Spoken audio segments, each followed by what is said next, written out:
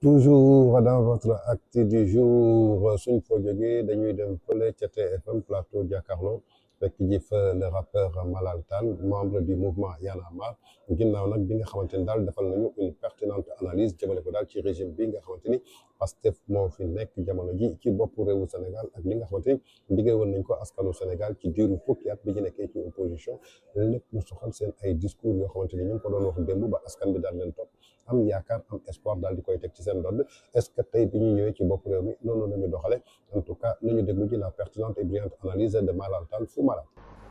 même buñ ne Guy Marius Sagna doon na jóg buñ ne melentaan yaa ngi waaj matt waa Géejawaay moo ma fay jiitu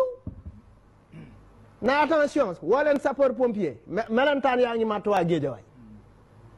mais sur cette question bi ko Thierno parce que cette question a été soulevée parce que cette question a fait l'objet de l'arrestation du journaliste.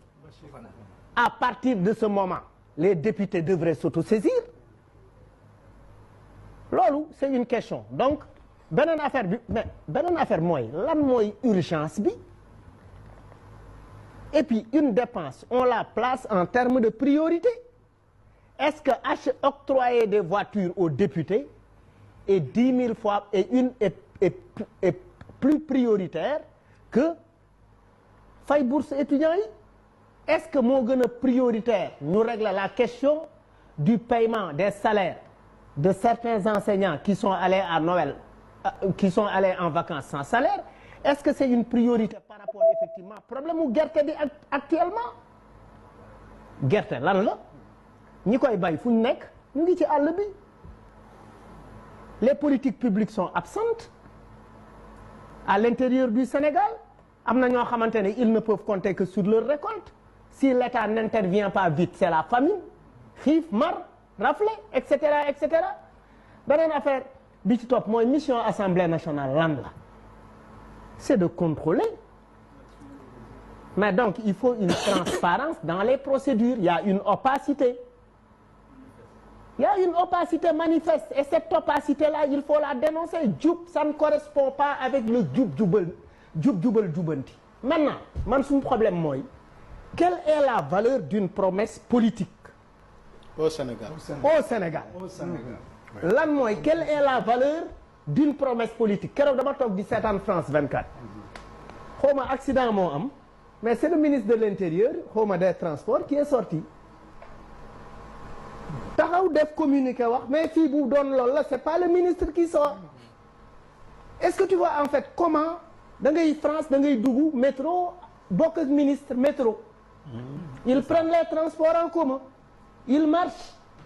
même c'est comme le président du Costa Rica c'est-à-dire boo leen jaayee nit ñi un concept il faut s'arrimer avec ce concept-là il ne faut pas s'inscrire en porte-à-faux jubal jubanti wala par exemple on resserre la ceinture après je voyage en jet privé on sait combien coûte un voyage en jet privé et un ministre qui voyage il n'est pas dans n'importe quel hôtel il ne part pas seul est-ce que nous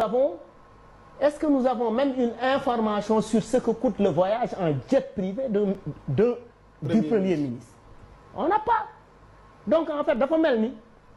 pour man nit ñi dañu war a ajuster wu dama woote redressement je me redresse d'abord en commençant à dire au ministre faites don de soi parce que le don de soi c'est un concept qui est apparu avec l'actuel régime pendant la conquête donc don de soi moom mooy nga mooy kon ñoo ko déggandoo ni ko Olof Njaay di waxe dëgg du rombi nopp Malal Tall di rappeur bokk ci mouvement Y'en a marre nekk chroniqueur ci plateau Jakaarlo TFM gis naa ni analyse bi mu def bi am na pertinence ànd na nuance ndaxte li nga xamante ni mooy régime Pastef bi ñu accès en 2024 ci bopp réewu Sénégal amul sénégalais boo doon fëgg 4 heures du matin nga ne ko Pastef parce que bu ñu ñëwee ci Sénégal rupture du am lépp luñ doon xeex ci régime yi fi jot a jàll muy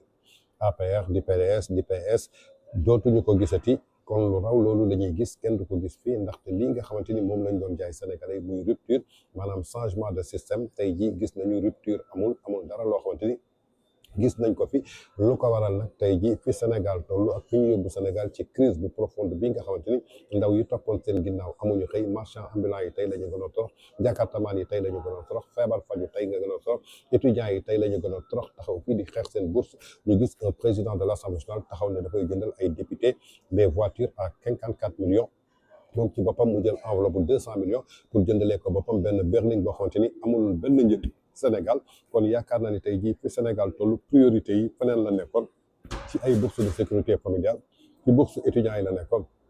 ci feebar faju la nekkoon ci xëyu ndaw yi la nekkoon ci marchand ambulant yi la nekkoon ci ñii di jël gaal yi la nekkoon mais pas jël ay privilèges di ko jox ñoom ñi nga xamante ni tey jii ñoo nekk ci bopp réew mi alors que démb bi ñu nekkee ci opposition pour que askan bi jox leen nopp déglu leen ànd ak ñoom loolu lañ doon xeex kon ñoom suñu ñëwee waroon nañu am gàcce daal di teg seen tànk ci li nga xamante ni moom lañ doon xeex démb kon suñu leen gisee ñu teg foofu seen tànk je crois que ñii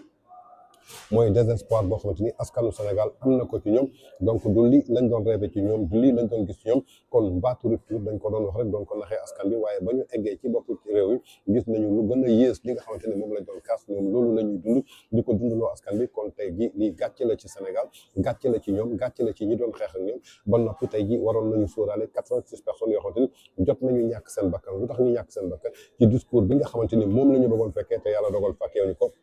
kon na sa fait que pour ñooñu rek ñu doon ay góor lañu wala deretu góor mooy daw seen yaram ñu bañ a indi lii nga xamante ni tey jii moom la ñuy dund pour que ñu récompenser ko ñi nga xamante ni ñoo ñàkk seen bakkan waaye comme ni mu leen ko waxee woon rek ku dee sa yaay juraat kon yaakaar naa ni loolu message bi mu lancé woon la xëy na nag ay bêtes sauvages am ñoo comprendre woon en tout cas mu doon une pertinente analyse boo xamante ni moom Malal Tall Fou Malade def na ko jëmale ko daal ci régime Pastef ginnaaw nag ku yaakaaroon rupture jàppal ni que rupture zéro.